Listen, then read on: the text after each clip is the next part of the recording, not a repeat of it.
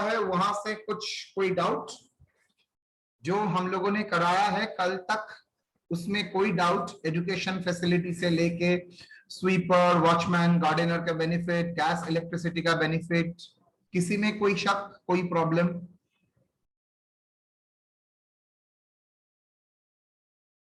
कोई प्रॉब्लम है बेटा? No sir. चलिए सर शांति से लग रहा है ना? समझा दे। हम लोग ठीक ही तरीके से जा रहे हैं, इसमें कोई डाउट है? अगर नहीं है, हाँ हाँ हाँ हाँ करिए। सर चांद कुछ बोल रहे हैं सर। हाँ चांद बोलिए। सर एजुकेशन फैसिलिटी समझा दिए ना। भाई एजुकेशन फैसिलिटी में ऐसा स्पेशल तो कुछ नहीं है। एजुकेशन फैसिलिटी का मतलब आप पढ़ाई लिखाई का सुविधा दे रहे हैं। किसको दे रहे हैं? एम्प्लॉय का बच्चे को, एम्प्लॉय का फैमिली मेंबर को, बस। इसका वैल्यूएशन कैसे होगा? अगर एम्प्लॉयर खुद का स्कूल कॉलेज मेंटेन करता है तो उस टाइप का बेनिफिट का मार्केट वैल्यू कितना है वो आएगा। अगर एम्प्लॉयर खुद का कॉलेज स्कूल नहीं है, जो 99% एम्प्लॉयर का नहीं है एक्सेप्ट टाटा और बिरला छोड़ के, तो हम लोग दूसरे के साथ टाई अप करते हैं, भाई मेरा एम्प्लॉय को आपका कॉलेज में पढ़ाएंगे, बस स्कूल में पढ़ाएंगे, उसका फीस मैं दे दूंगा, बस ये सिचुएशन। और क्या? और एक होता है रीइंबर्समेंट। रीइंबर्समेंट का मतलब है सर ये 1724 का केस है, मतलब जितना अमाउंट रीइंबर्समेंट होगा उतना आपको टैक्सेबल हो जाएगा। लेकिन पहला दो केस रीइंबर्समेंट छोड़ के, 1724 केस छोड़ के बाकी जो दो है, मतलब खुद का स्कूल में पढ़ाना, दूसरे के टाई अप करके वहां पर बच्चे को पढ़ाना, मतलब एम्प्लॉय के बच्चे को पढ़ाना, वहां पर आपको मैक्सिमम एग्जेम्पशन मिल सकता है ₹1000 पर child, not more than that. कोई लिमिट नहीं है यहां पर एग्जैक्टली। और कोई प्रॉब्लम? कोई पर्टिकुलर एरिया में और कोई प्रॉब्लम है? ताज नहीं, चांद। सर ये अमाउंट रिकवर्ड फ्रॉम एम्प्लॉय वो क्या है? अमाउंट रिकवर फ्रॉम एम्प्लॉय, मान लीजिए मैं आपको जो स्कूल में आपको बैठा रहा हूं, मेरे यहाँ पर ही है इंटरनेशनल स्कूल, जहां पर मंथली फीस नियर अबाउट है 12,000 15,000। तो एम्प्लॉयर के साथ, इंटरनेशनल स्कूल के साथ टाई अप है, नो प्रॉब्लम। टाई अप होने के दौरान एम्प्लॉयर उस स्कूल में पैसा दे देता है और आपका बच्चा वहां पर पढ़ता है। लेकिन वो तो 15,000 करके मंथली है, मतलब ईयरली 1,80,000। एम्प्लॉइज को बोल रहा है भाई एम्प्लॉय सर आपसे मैं 5,000 वसूल करूंगा, that is amount recover from employ. तो एम्प्लॉय क्या करेगा? ये फैसिलिटी देने के कारण के लिए 5,000 रुपया एम्प्लॉय का सैलरी से काट लेगा, तो that is amount recover from employ. तो मेरा ग्रॉस बेनिफिट तो और 15,000 पर मंथ नहीं हुआ बेटा, मेरा ग्रॉस बेनिफिट हुआ 15,000 लेस एग्जेम्पशन 1,000 लेस 5,000 जो मैंने रिकवर किया। तो नेट बेनिफिट कितना आया? 5 + 1 दैट इज 6, 15 - 6 दैट इज 9,000 मेरा नेट बेनिफिट आया। तो टैक्स भी 9,000 के ऊपर ही आप लोग देंगे। रिकवरी करना मतलब एम्प्लॉय से कितना ये बेनिफिट के लिए चार्ज करता है। ऑब्वियसली अगर फुल चार्ज करेगा एम्प्लॉय बोलेगा तो आपको देने का मतलब क्या है? फुल चार्ज नहीं करता है, पार्टली चार्ज करता है, थोड़ा अमाउंट चार्ज करता है। तो जितना अमाउंट चार्ज करेगा वो माइनस हो जाएगा, बिकॉज उतना तो बेनिफिट नहीं मिल रहा है। अगर कुछ नहीं चार्ज करता तो 15,000 बेनिफिट था, लेस एग्जेम्पशन 1,000 मतलब 14,000 बेनिफिट था। लेकिन बोल रहा है ना एम्प्लॉय को 5,000 रुपए उसका सैलरी से देना पड़ेगा, तो नेट बेनिफिट तो 15,000 नहीं हुआ बेटा, 15 - 5 9,000 हुआ। ठीक है चांद? Yes sir. Okay. Now I will move to the next part, that is medical facility. First of all, I have to say that medical allowance. अच्छा लास्ट कल कितना नंबर का हुआ था? पॉइंट नंबर 7 हुआ था ना 6 हुआ था? 7 हुआ था 7 ना? हाँ। मेडिकल फैसिलिटी बोलने से पहले मैं आपको एक चीज इंफॉर्म कर दूं, मेडिकल अलाउंस फुल्ली टैक्सेबल है, लेकिन मेडिकल फैसिलिटी 3 कैटेगरी में होता है। फैसिलिटी मतलब अलाउंस की तरह नहीं, आपका तबीयत खराब हो ना हो आपको मिलेगा ऐसा नहीं है। अगर आपका तबीयत खराब हो, अगर आप इसका बेनिफिट लेना चाहे तब you are enjoying the medical facility, otherwise no. 3 तरीके का मेडिकल फैसिलिटी होता है। एक, आपके नाम पे हेल्थ इंश्योरेंस अगर प्रीमियम पे कर देता है एम्प्लॉयर, वो फुल्ली एग्जेम्प्टेड होता है। आपको अगर एम्प्लॉयर खुद का हॉस्पिटल गवर्नमेंट हॉस्पिटल, ये सब जगह में देता है। प्राइवेट हॉस्पिटल अगर वो रिकॉग्नाइज्ड है, अप्रूव प्राइवेट हॉस्पिटल है, और employer hospital, government hospital, any approve जगह में अगर आपका एम्प्लॉयर आपको मेडिकल फैसिलिटी देता है तो फुल्ली एग्जेम्प्टेड होगा। हेल्थ इंश्योरेंस आपके नाम पे एम्प्लॉयर पे करता है तो फुल्ली एग्जेम्प्टेड। लेकिन रीइंबर्समेंट करता है कोई अदर हॉस्पिटल जो रिकॉग्नाइज हॉस्पिटल नहीं है, प्राइवेट नर्सिंग होम में देता है, जो रिकॉग्नाइज नहीं है, अप्रूव नहीं है, तो देन वो क्या हो जाएगा? Fully taxable. आई रिपीट, अगर मेडिकल फैसिलिटी आपको गवर्नमेंट, रिकॉग्नाइज प्राइवेट, एम्प्लॉयर का खुद का हॉस्पिटल में देता है, भाई फुल्ली एग्जेम्प्टेड। आपके नाम पे अगर हेल्थ इंश्योरेंस प्रीमियम देता है, fully exempted.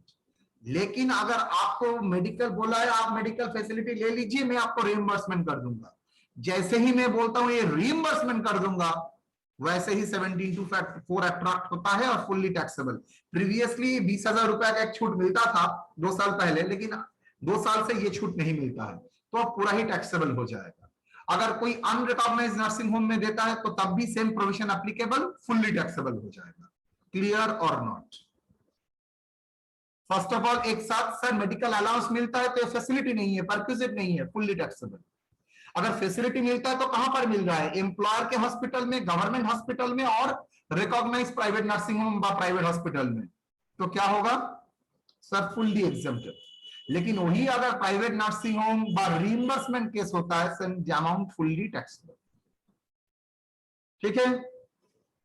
Health insurance premium अगर एम्प्लॉयर एम्प्लॉय के नाम पे देता है, वो भी fully exempted. Any query relating to medical facility? Sir health insurance sir क्यों पे कर रहा था? तो एम्प्लॉय का ऑब्लिगेशन है सर। यस यस, लेकिन यहां पर टैक्सेबल नहीं है। It's not a reimbursement case. ये एम्प्लॉयर ने ही एम्प्लॉय के नाम पे हेल्थ इंश्योरेंस लेके रखा है। It is not a reimbursement case बेटा। एम्प्लॉयर के नाम पे ही एम्प्लॉय हेल्थ इंश्योरेंस लेके रखा है, that's why it is exempted. Okay sir.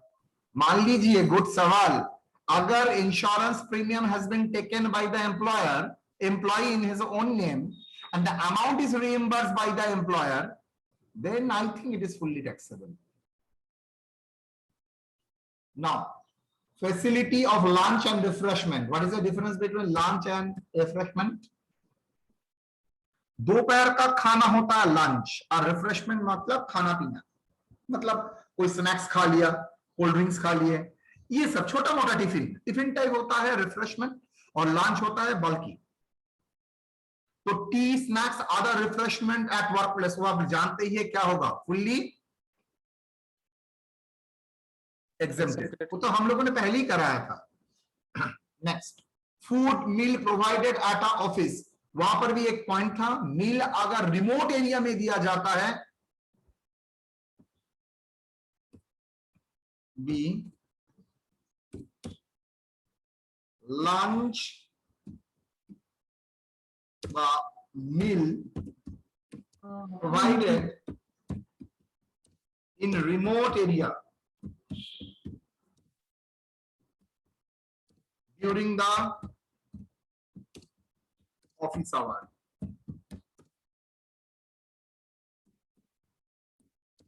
क्या होगा? ये भी sir already done, fully exempted. Sir tea snacks तो गया, तो लंच रिमोट एरिया में भी गया। सर लंच अगर रिमोट एरिया में नहीं देता है, मतलब other than remote area, cost of the meal provided less exemption ₹50 per meal, 50 रुपए का एग्जेम्पशन मिलता है। Less amount recover from employee, क्या बोला? जो अगर लंच प्रोवाइड करता है तो 50 रुपए तक, उस लंच का जो वैल्यू है 50 रुपए तक एग्जेम्प्टेड है। जितना अमाउंट रिकवर करोगे एम्प्लॉय से, ऑलवेज वो माइनस होगा, करने के बाद जो जाएगा that is taxable lunch. Clear or not? Lunch का वैल्यू अगर रिमोट एरिया में नहीं है तो फुल्ली लेंगे, एग्जिबिशन मिलेगा 50 रुपए करके एग्जिबिशन, और एंड अमाउंट रिकवर अगर एम्प्लॉय से कुछ पैसा 5-6 रुपए लेते हो तो वो माइनस हो जाएगा। आप बहुत सारे कैंटीन में देखिएगा 10 रुपए का कैंटीन, थोड़ी इतना खाना खिला रहा है 10 रुपए का कैंटीन में, नहीं, एक्चुअली उसका एक वैल्यूएशन है, एम्प्लॉय से रिकवर कर रहा है 10 रुपए और 50 रुपए ऐसे ही एग्जेंटेड है, तो बाकी पैसा टैक्सेबल हो जाएगा। Clear or not? Yes sir.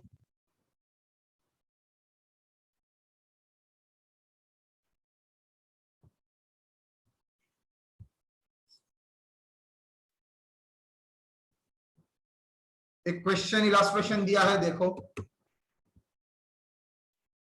इतना इलास्ट्रेशन देना मेरे लिए वेरी डिफिकल्ट हो जाता है। आर पॉइंट का एग्जांपल दो। Compute the gross taxable salary, basic rupees 2 lakh, bonus 20% of basic and DA, subject to maximum limit 30,000। याद है मैंने बहुत दिन पहले कराया था ये bonus. Medical treatment done by employer in an approved private hospital 50,000। T and snacks provided at the office place worth rupees 2,000। ठीक है। Lunch facility provided worth rupees 120 पर lunch voucher. Total voucher use 200 during the year. Reimbursement of medical treatment, reimbursement of medical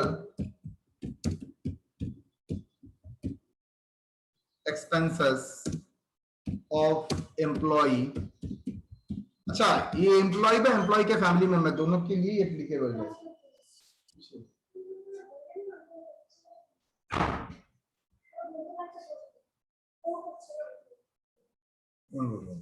हम क्या देखी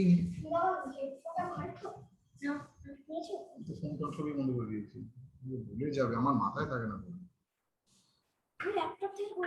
laptop বন্ধ আছে, এক second.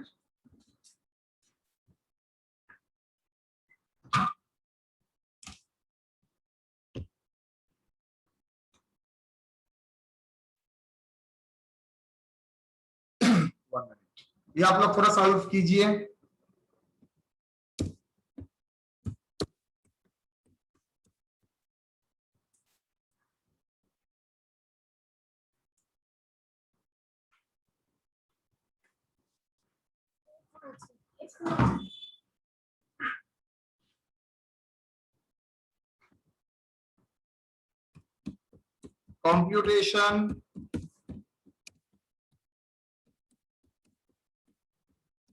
Computation of taxable salary।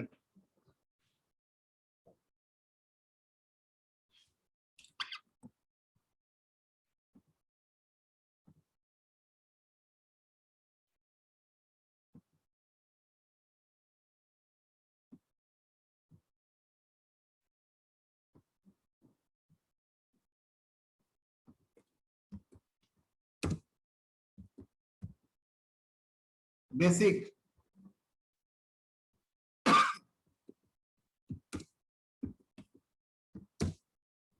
कितना? 5 lakh. DA 2 lakh.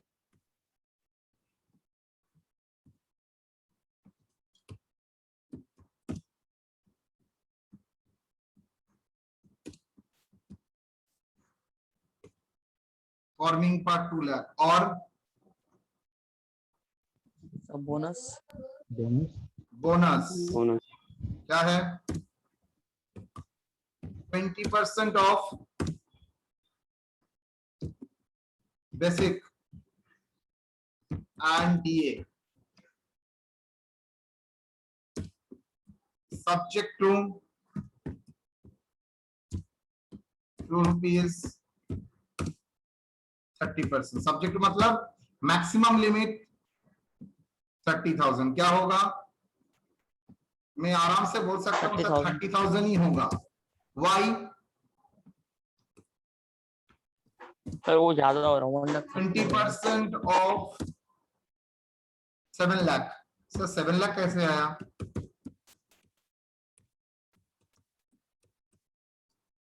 How much बेटा? 1,40,000. और मैक्सिमम लिमिट?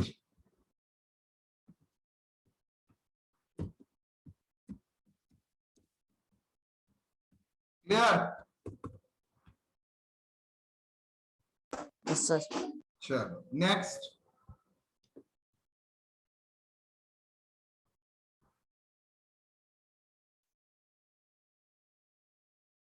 perquisites.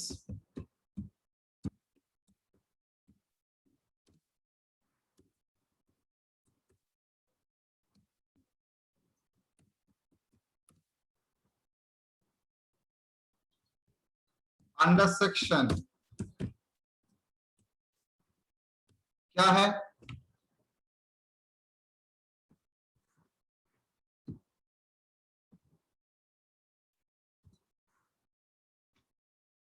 बोलो। medical treatment in private hospital. Medical treatment in approved private hospital.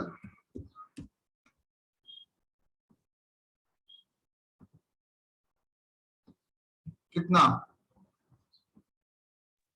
Fully exempted.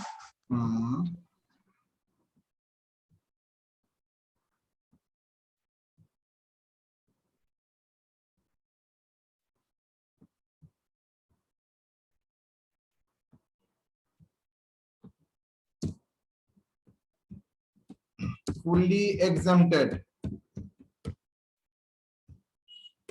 Then sir approved होगा तो प्राइवेट हो गवर्नमेंट हो फर्क नहीं पड़ता। गवर्नमेंट हो तब भी अप्रूव्ड होना चाहिए। गवर्नमेंट तो अप्रूव होता ही है। प्राइवेट नर्सिंग होम अगर अप्रूवल के बारे में कुछ नहीं बोला है तो फुल टैक्सेबल प्राइवेट। लेकिन यहाँ पर प्राइवेट है लेकिन क्या है? अप्रूव्ड।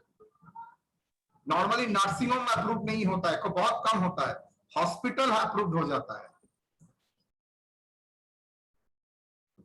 टी स्नैक्स, अच्छा उससे पहले reimbursement of medical expenses. Reimbursement of medical expenses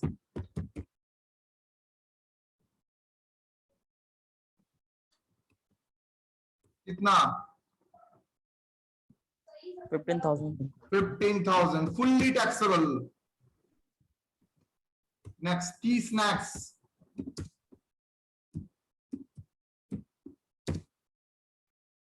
Provided.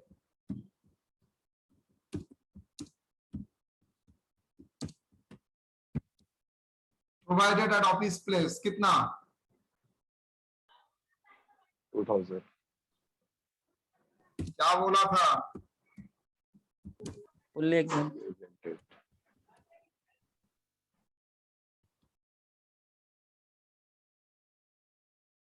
Lawn facility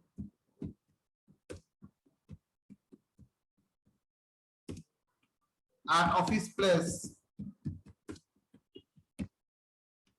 मैं मान के चलता हूं not in the remote area, तो क्या होगा बेटा?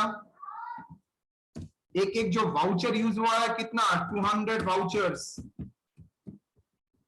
एक एक वाउचर का वैल्यू कितना है? मतलब जो खाना देता है और पानी का क्वालिटी अनुसार वैल्यू कितना है? 120 120 per voucher. 120 पर वाउचर। कितना होगा? 24,000. लेस। एग्जामिशन कितना मिलता है? 50 per voucher. Sir 50 200 vouchers into ₹50, 50 रुपया करके छूट दिया जाता है। कितना होगा? 10,000. 10,000? So 1,000. हाँ ना, 200 इंटू 50 10,000 पप। नेक्स्ट, एम्प्लॉयर से कुछ रीइंबर्समेंट लिया है एम्प्लॉय से कुछ रीइंबर्समेंट हुआ है ना? No, sir. Nothing.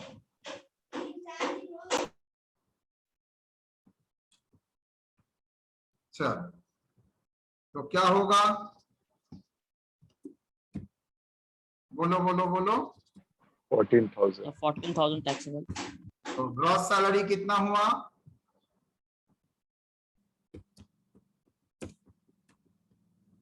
How much? बोलो। 7,59,000. 7,59,000 थोड़ी खत्म। सर नेट सैलरी और टैक्सेबल सैलरी बोला है बाहर निकालने के ना, less deduction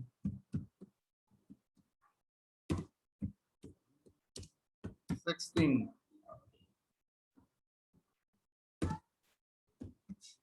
standard deduction 50,000,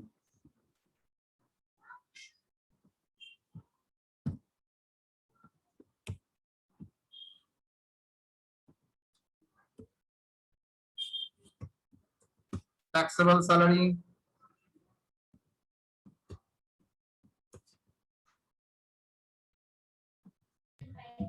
7,09,000. 7,09,000।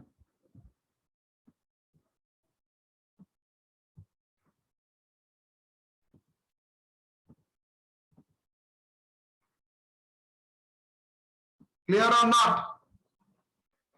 Medical facility या लंच फैसिलिटी दो कराया, उसका क्लासिफिकेशन भी किया है। सर हाँ बेटा। सर रिमोट एरिया क्या होता है सर? रिमोट एरिया मतलब दूर गांव, वहां पर फैक्ट्री में काम हो रहा है, वहां पर खाना पानी तक नहीं मिलता है सर।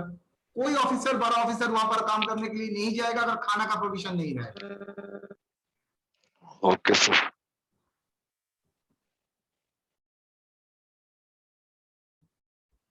चलो लोन फैसिलिटी,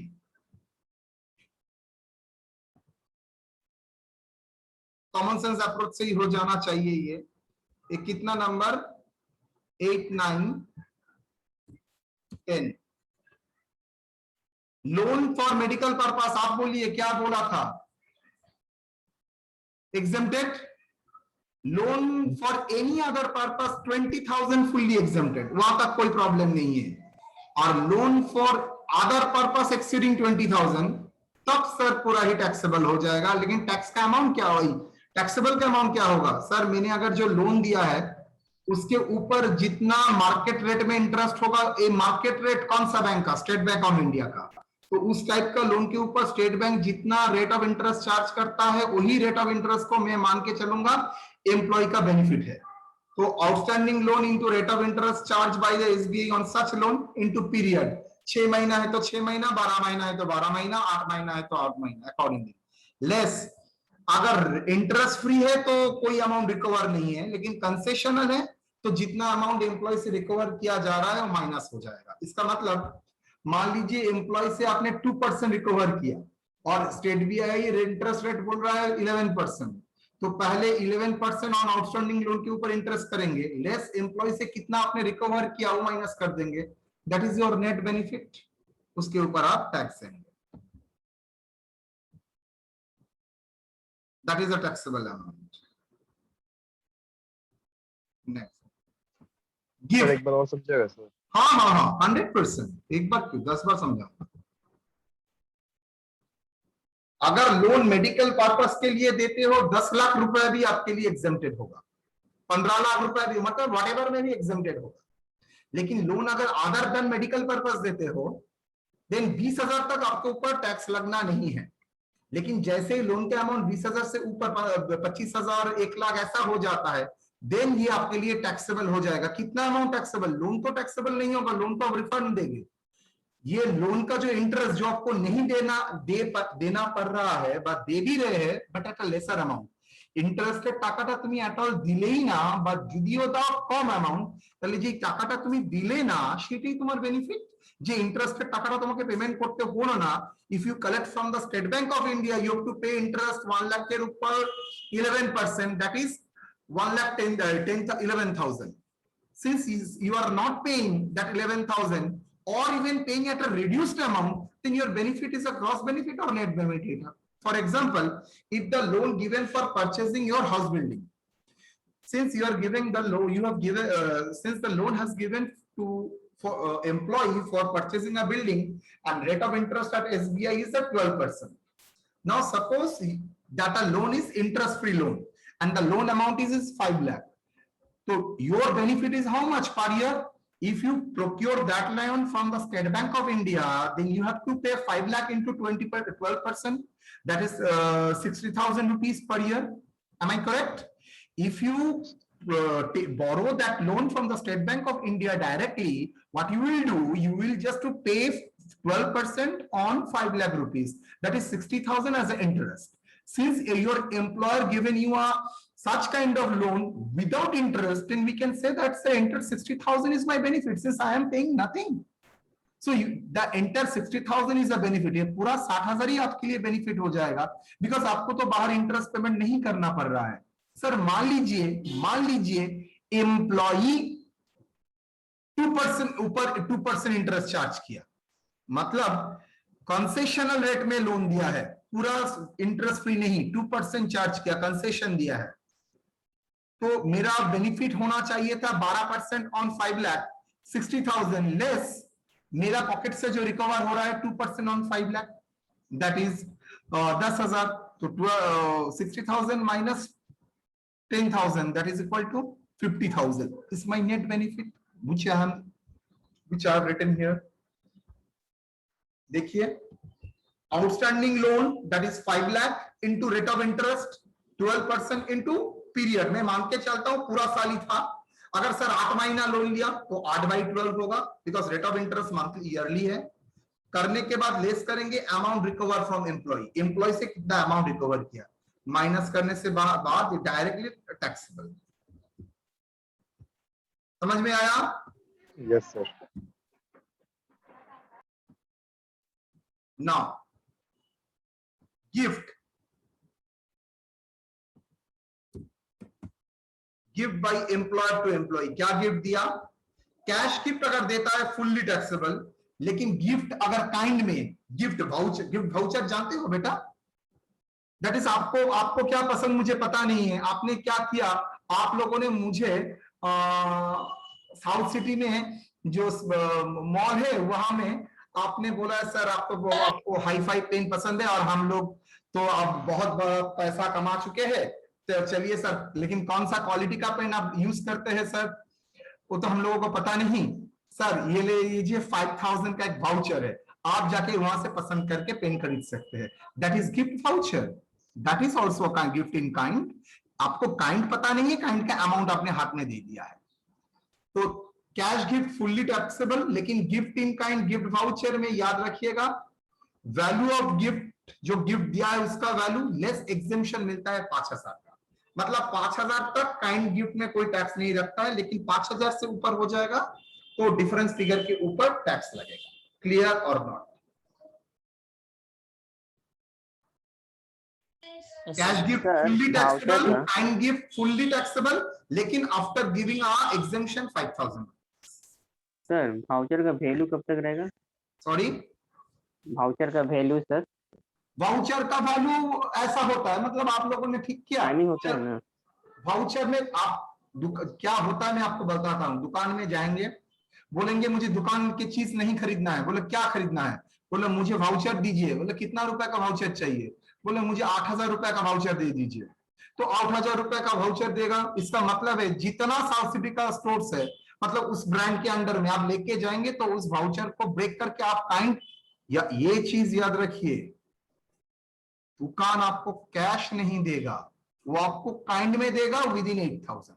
सर 8,000 से 9,000 हो गया तो 8,000 के वाउचर से एडजस्ट होगा और 1,000 आपका पॉकेट से एडजस्ट होगा. हो गया? सर वाउचर को अगर रीडिंग नहीं करेंगे तो टैक्स देना होगा. रीडिंग अगर नहीं करते तो हम रीडिंग तो करेगा नहीं, तो क्यों वाउचर लेगा? वो अगर रीडिंग ही नहीं करता है तो वाउचर लेके क्या करेगा? सर वाउचर में एग्जम्पशन क्यों? काइंड है इसलिए, वाउचर बोल के नहीं, गिफ्ट इन काइंड 5,000 रुपए के एम्प्लॉय को छूट दिया गया है, तो 5,000 रुपए तक आप भिखारी लोगों को मैं एग्जेम्पशन दे रहा हूं, उसके बाद और कोई एग्जेम्पशन नहीं है।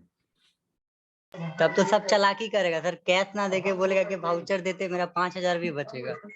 यस यस, लेकिन 90% ऑर्गेनाइजेशन कैश नहीं देते हैं, उसका टेक्निकल एक कारण है। गिफ्ट कभी भी कैश में देना ठीक नहीं है, लेकिन कैश गिफ्ट होता है, 100% होता है।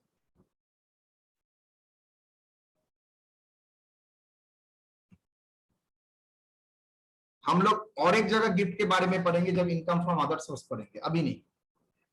डन? Yes sir. चलिए, एम्प्लॉय स्टॉक ऑप्शन तो पहले ही करा चुके थे। एम्प्लॉयर अगर एम्प्लॉय को कम दाम में शेयर देता है, उसका मार्केट वैल्यू से जितना अमाउंट रिकवर किया माइनस कर दीजिए, वो पहले भी हम लोगों ने किए थे। Yes sir. चलिए, इलस्ट्रेशन 2।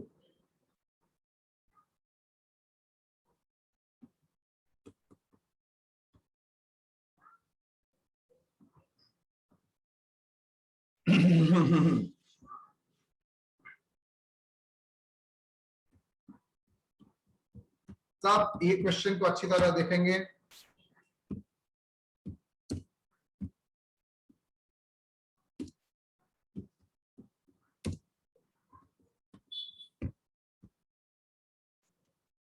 सॉल्यूशन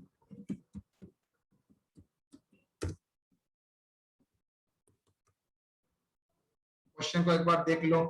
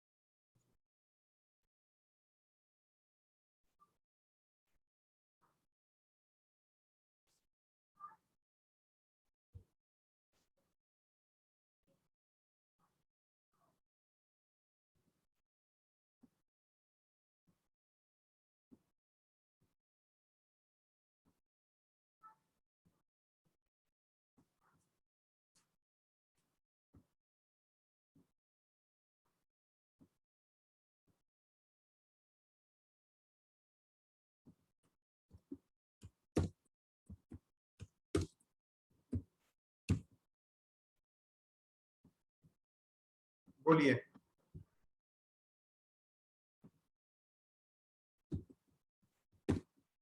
बेसिक सैलरी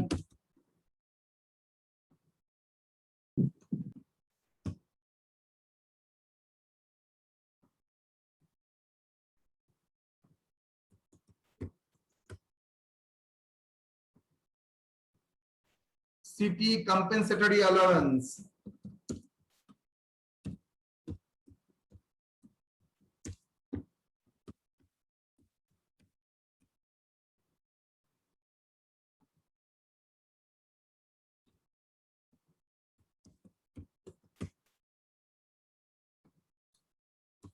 ये था अलाउंस के कैटेगरी में, taxable allowance.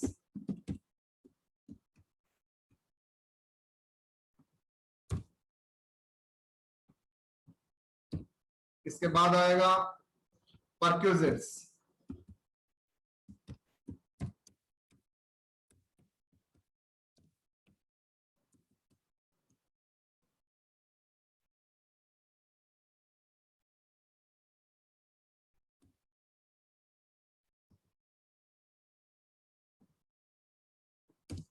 Under section 17(2).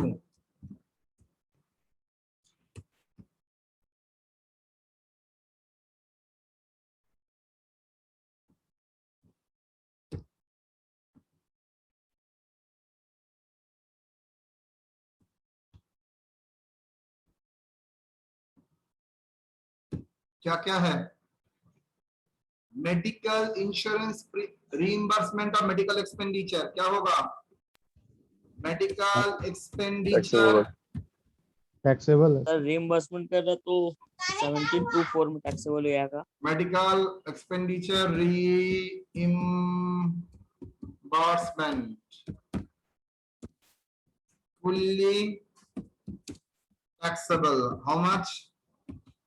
40,000. 40,000।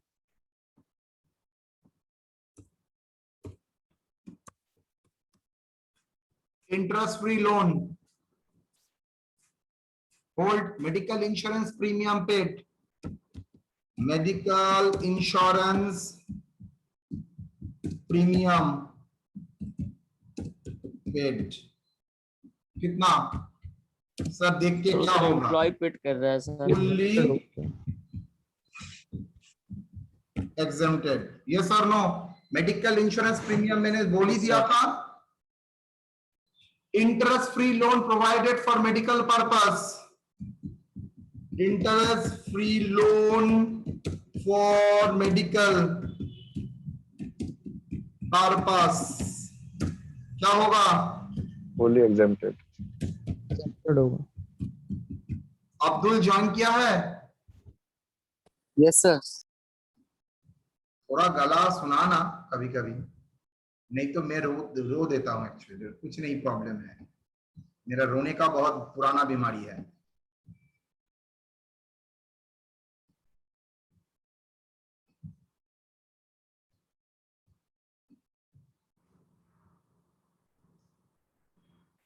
Loan provided for purchasing car क्या टैक्सेबल होगा और नहीं?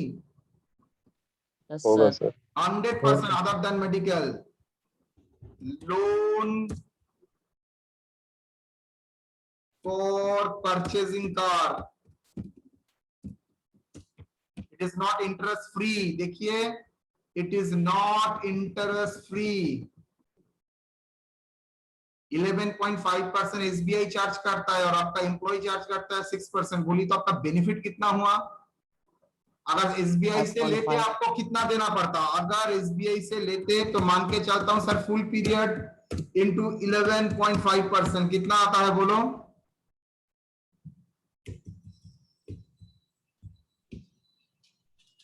लाख इंटू 34,500। आप चाहे तो डायरेक्टली माइनस कर सकते थे।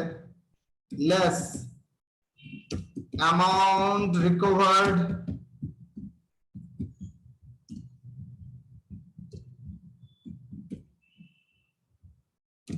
कितना? सेम 3 लाख इंटू 6%, मतलब 11% का लोन आपको 6% में मिल रहा है, तो is it not benefit to you? 11.5% का लोन 6% में मिल रहा है, is it not a benefit for you और not? Yes sir. Yes, sir, then how much is the benefit? So straight way में 11.5 minus 6, that is 5.5% is the benefit on what amount? On 3 lakh. Yes देखो directly वो भी कर सकता था, मैंने तो माइनस करके करूंगा।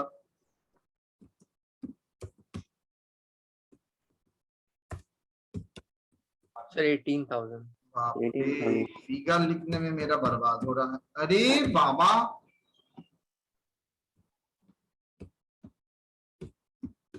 कितना आएगा? 16,500. नील 500 16,000 500 clear or not? Yes sir. Cash gift to employee on Eid. উপু আন্টি ফোন করেছে। Cash gift to employee कितना? 4,000. 4,000। Fully taxable, yes or no? Cash gift Yes sir.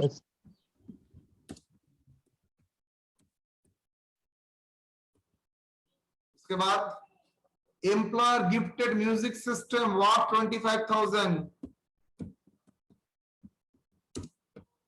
Gifted music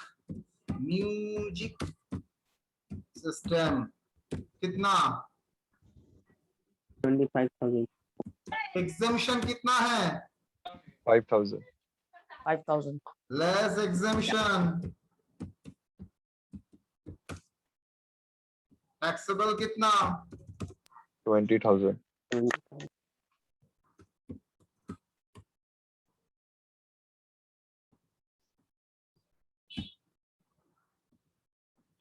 sir बोलो। सर 50,000 तक तो एग्जाम्पशन मिलता है ना gift का ऊपर। 5,000।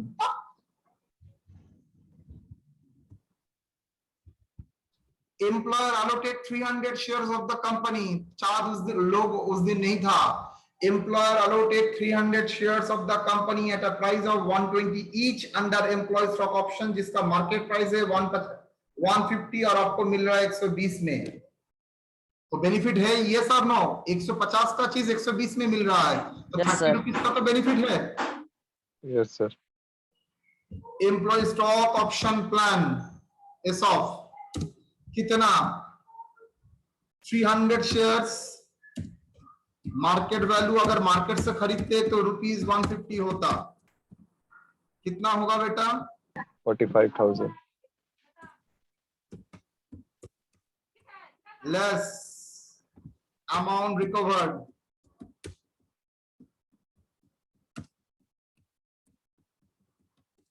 From employee.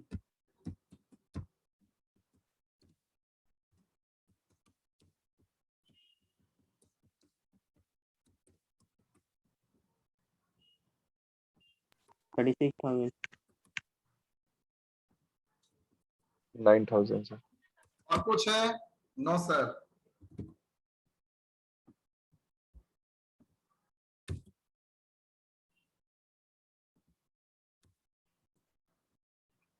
इसको क्या बोलेंगे आप लोग? Gross salary.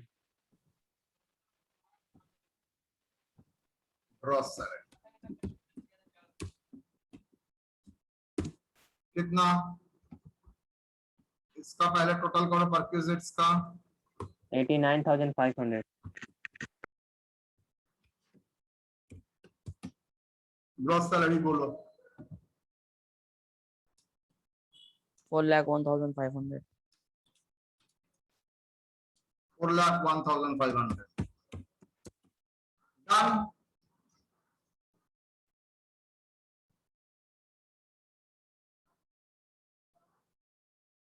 यस और नो? सर अगर वाउचर 6,000 का इशू करेंगे तो भी 5,000 का मिलेगा। Yes yes yes yes. अगर 4,000 का रहा तो fully exempt. exempted।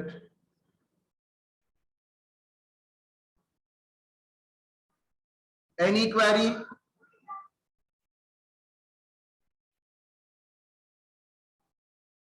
Vishnupriya had joined.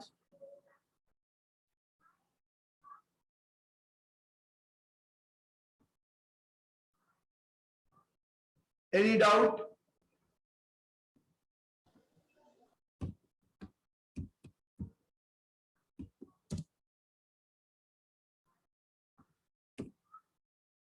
सब आइटम का जितना मैंने करा एग्जांपल किया है, यहाँ तक कोई डाउट? सर मेडिकल लोन पे सर अगर इंटरेस्ट चार्ज करेगा तो देन एग्जेम्प्टेड है। इंटरेस्ट चार्ज कर ही सकता है, गुड सवाल, लेकिन वो एग्जेम्प्टेड है, वो टैक्सेबल नहीं होता।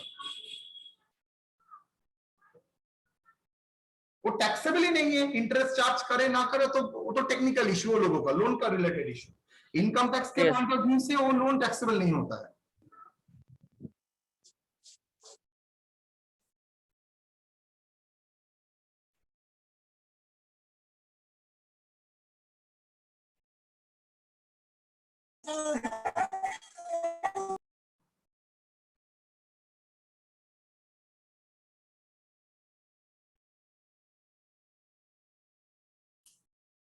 ओके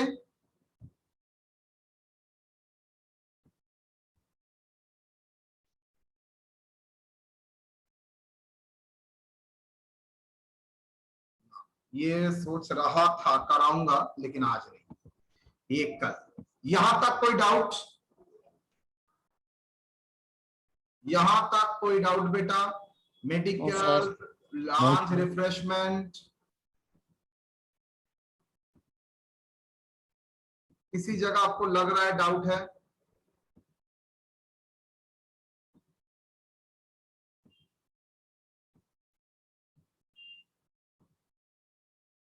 देखिए इंटरेस्ट फ्री लोन और at a lower interest rate, जिसको बोलते हैं concessional rate, at concessional rate. Concession मतलब छूट।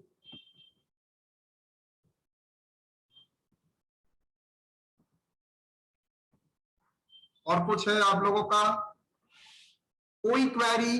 बेटा हम लोग मोर और लेस परक्यूजिट का पकड़ कंप्लीट करने ही वाले हैं। ये हफ्ता में ही हम लोगों का सैलरी का परक्यूजिट खत्म हो जाएगा एंड पोस्ट रिटायरमेंट बेनिफिट का आइटम भी खत्म हो जाएगा।